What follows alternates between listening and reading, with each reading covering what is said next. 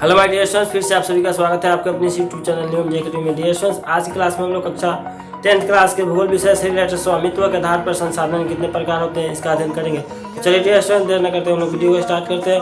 Dear students, अगर आप इस चैनल पर नए हैं तो प्लीज चैनल को सब्सक्राइब कीजिए, वीडियो को लाइक कीजिए तथा शेयर कीजिए ताकि हमारा सबसे पहले वीडियो आप तक पहुँच सके। चलिए डियर स्टूडेंट्स, देर न करते हम लोग वीडियो को स्टार्ट करते हैं और देखते हैं कि स्वामित्व के आधार पर संसाधन के चार जो भेद है वो कौन कौन से हैं। कक्षा 10 भूगोल के अंतर्गत हम लोग स्वामित्व के आधार पर संसाधन कितने प्रकार के होते हैं। तो स्वामित्व के आधार पर संसाधन चार प्रकार के होते हैं। पहला है व्यक्तिगत संसाधन, दूसरा है सामुदायिक संसाधन, तीसरा है राष्ट्रीय संसाधन और चौथा है अंतर्राष्ट्रीय संसाधन। तो जिसमें पहला नंबर जो है प्रश्न है, व्यक्तिगत संसाधन किसे कहते हैं। वैसे संसाधन जो किसी खास व्यक्ति के अधिकार क्षेत्र में होता है उसे हम लोग व्यक्तिगत संसाधन कहते हैं। जैसे कि बगीचा और खेत दोनों में होते हैं, किसी एक खास व्यक्ति के अधिकार क्षेत्र में होता है, इसीलिए इसे हम लोग व्यक्तिगत संसाधन कहते हैं।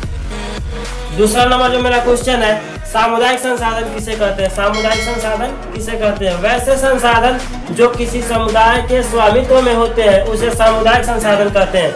जैसे कि मंदिर, विद्यालय, बाजार, यानी ये सामुदायिक क्षेत्र में है। सामुदायिक क्षेत्र यानी समूह जो सामाजिक लोग होते हैं उनके अंदर में होता है। विद्यालय किसी एक का नहीं होता है, किसी एक देश का नहीं, किसी एक धर्म के लोग का नहीं होता है। मंदिर जो होता है उसमें कोई भी जा सकते हैं, छोटा हो या बड़ा हो। तो ये सामुदायिक संसाधन जहाँ कोई भी लोग जा सकते हैं। तीसरा नंबर जो मेरा क्वेश्चन है, राष्ट्रीय संसाधन किसे कहते हैं। राष्ट्रीय संसाधन वैसे संसाधन जो किसी देश में मौजूद होते हैं, जो किसी देश में मौजूद होते हैं और उस पर उस देश का अधिकार होता है, उसे राष्ट्रीय संसाधन कहते हैं। जैसे कोयला की खान और भारतीय रेल जो है यह राष्ट्रीय संसाधन है, किसी देश में मौजूद है और उस देश पर उसका अधिकार होता है, तो उसे हम लोग कहते हैं राष्ट्रीय संसाधन। जो लास्ट है मेरा चौथा नंबर, अंतर्राष्ट्रीय संसाधन किसे कहते हैं।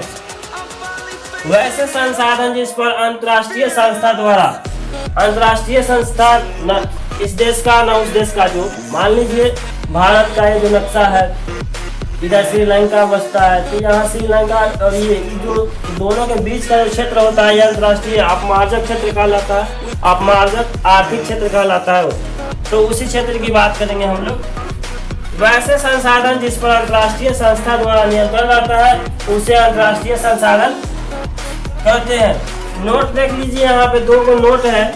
ये किसी राजनीतिक सीमा के अंतर्गत भूमि, खनिज पदार्थ, जल संसाधन, वन्य जीव एवं समुद्री जीव 200 किलोमीटर महासागरीय क्षेत्र तक राष्ट्रीय संसाधन है। 200 किलोमीटर का जो क्षेत्र होता है वो राष्ट्रीय संसाधन के अंतर्गत आता है। दूसरा नंबर जो मेरा नोट है, किसी देश की तट रेखा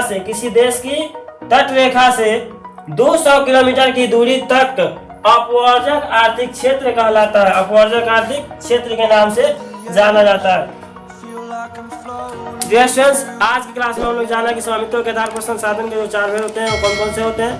पहला होता है व्यक्तिगत संसाधन, दूसरा सामुदायिक संसाधन, तीसरा राष्ट्रीय संसाधन, चौथा अंतर्राष्ट्रीय संसाधन। उम्मीद है डियर स्टूडेंट्स आप ये क्वेश्चन चारों समझ पाएंगे।